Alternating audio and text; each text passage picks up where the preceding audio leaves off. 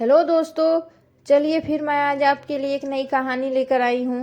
संयुक्त परिवार के एक पति पत्नी में काफी बड़ा झगड़ा हुआ।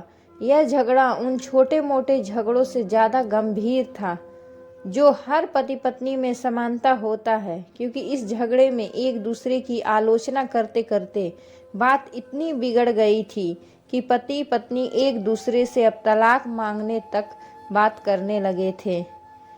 केपी संयुक्त परिवार के बाकी के सभी लोग बहुत परेशान हो गए और वह सब किसी तरह इन दोनों को समझाकर इस झगड़े का अंत करना चाहते थे। जब सभी के प्रयास काम नहीं आए तो वे लोग पति पत्नी के इस जोड़े को घर के सबसे बुजुर्ग सदस्य यानी दादाजी के पास लेकर गए। जब दोनों पति पत्नी दादाजी के कमरे में प्रवेश किए तो दादाजी ने उन दोनों को बैठने के लिए कहा और फिर पूछा कि बताओ तुम्हारी समस्या क्या है।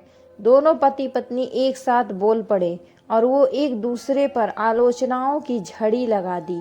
इतनी कमियां पत्नी अपने पति में गिना रही थी, उससे ज्यादा कमियां पति भी अपनी पत्नी में गिना रहा था और कई मिनटों तक यह सिलसिला चलता रहा।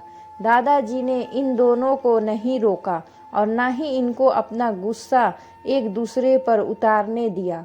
आखिर में जब दोनों एक दूसरे की बुराइयां करके थक गए और शांत हो गए, तब दादाजी ने उन दोनों से कहा, अब दोनों एक दूसरे की कुछ अच्छाइयाँ बताओ। जब अच्छाइयाँ बताने का समय आया तब दोनों ही पति पत्नी एकदम से चुप हो गए। शायद गुस्से में उन्हें कुछ याद नहीं आ रहा था या फिर गुस्से की वजह से ही वह एक दूसरे की अच्छाइयाँ बताना नहीं चाहते थे। दादाजी ने यह बात भी महसूस कर ली। थोड़ी देर तक जब कोई भी नहीं बोला तब दादाजी ने कहा, अच्छा ठीक है, यह लो पेपर और पेन और एक दूसरे की अच्छाइयाँ इसमें लिखो।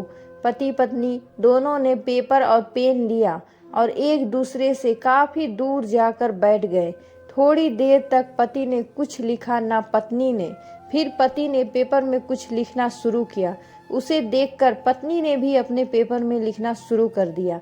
ऐसा लग रहा था जैसे दोनों एक दूसरे से कंपटीशन कर रहे हों। काफी समय तक दोनों ने पेपर में लिखा और जब पेपर लिखावट से भर गया तब दोनों ही अपना अपना पेपर लेकर दादाजी के पास उन्हें देने के लिए गए। दादाजी ने उन दोनों के ही पेपर लेने से मना कर दिया और कहा कि अपने अपने पेपर एक दूसरे को दे दो और अब एक दूसरे के पेपर पढ़ो। पति ने पत्नी को और पत्नी ने पति को अपना पेपर दे दिया। वे एक दूसरे के पेपर पढ़ने लगे। थोड़ी देर बाद पत्नी और पति दोनों के ही आंखों में आंसू थे। पेपर में अपने बारे में लिखी अच्छाइयाँ पढ़कर पत्नी तो फूट फूट कर रोने लगी। पत्नी को रोता देख पति उसे चुप कराने के लिए दौड़ पड़ा और माफ़ी मांगते हुए उसे मनाने लगा। पत्नी ने भी पति की माफ़ी मांगी और माहौल ऐसा हो गया जैसे कभी कोई झगड़ा हुआ ही ना था। दोस्तों, कमियां और खूबियां जगत के हर इंसान में होती है।